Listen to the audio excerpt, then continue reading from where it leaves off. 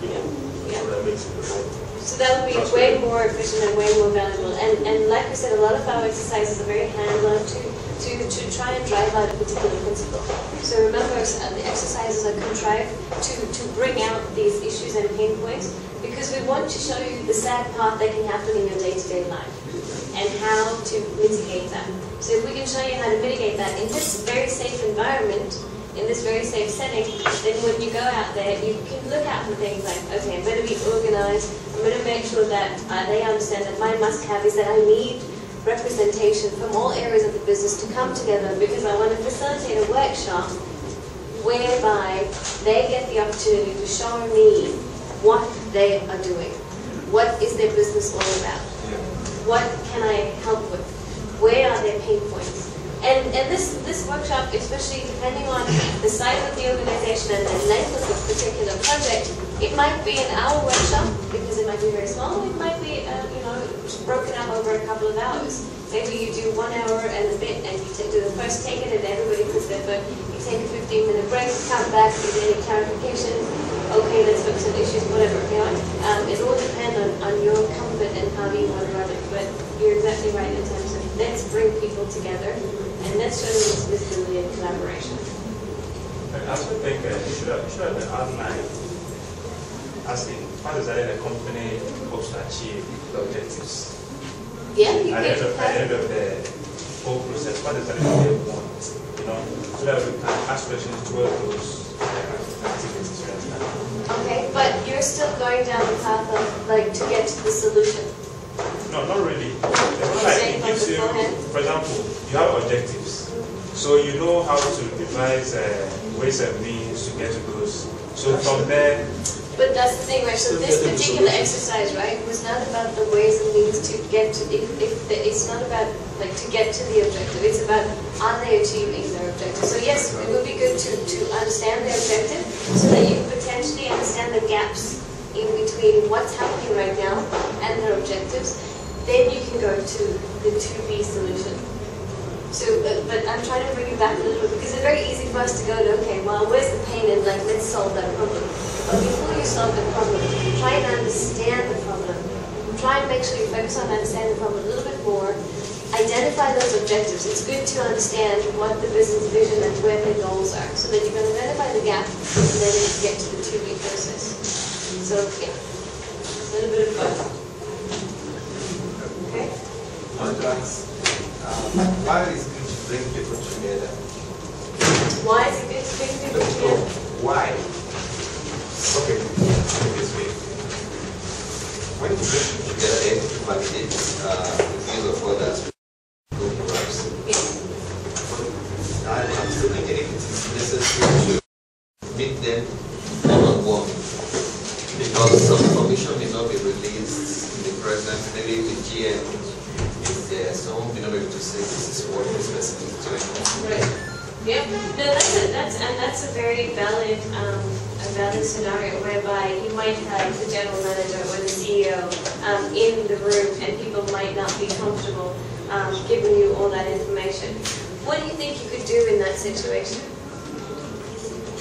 You could either send an email, or you can send a questionnaire to them personally. Okay. If they are very busy. Email or questionnaire, depending on their timeline. What else could you do? So I think that we can also have business here in groups. Yeah.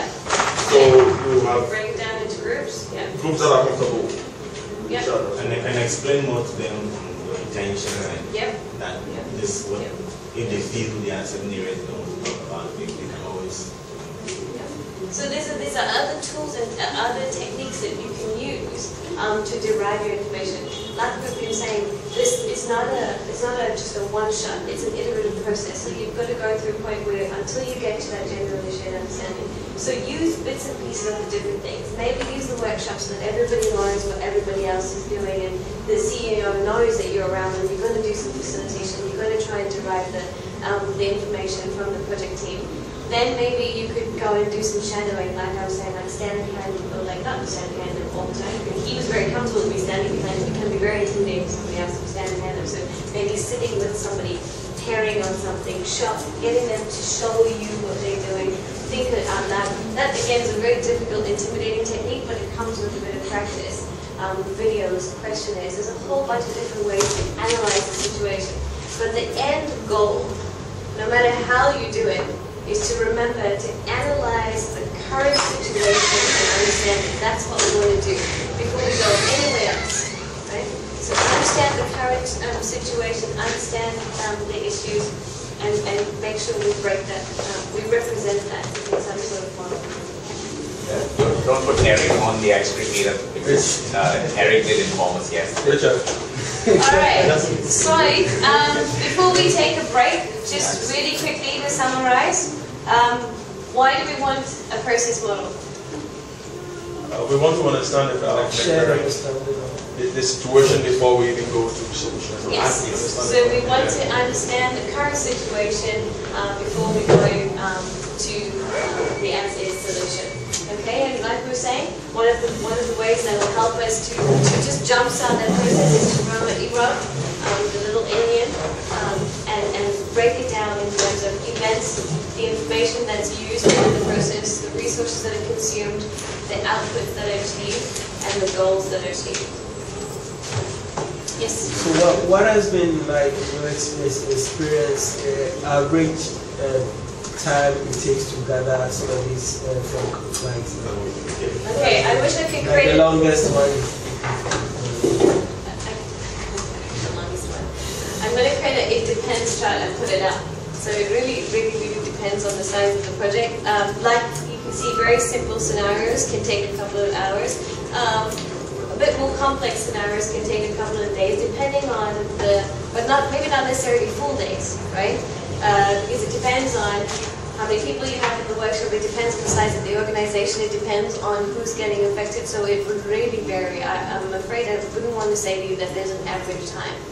It all just depends on how much collaboration you can get from the people that are involved in the process. I would say try not to let it take too long, though I would caution against anything that's too long, because then you're going a little bit back to the waterfall method, like we were saying, whereby you spend months and months creating a business model, and like I was saying, it's not the end product. The business model is not the end product. The business model is the means to be. The end is shared understanding. So ensure that it's lightweight and that it's not taking too long. And even if it's drawing up on a whiteboard, I mean, you can do it like, say for example, to do the washing machine example, I could just say, like press in, washing machine, okay, and then close. And I'll draw shed, address, like a row address. Okay? Whatever. Maybe that's how I drew my process model. That can be as simple or as slightly complicated. Alright? Brilliant.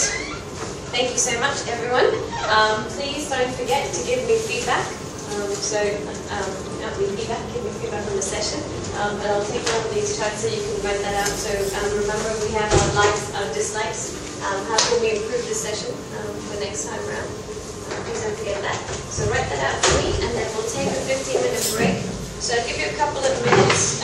It's 11:17, so we'll say 11:20 for feedback, and then we'll take a 15-minute break. So 11:35. Okay?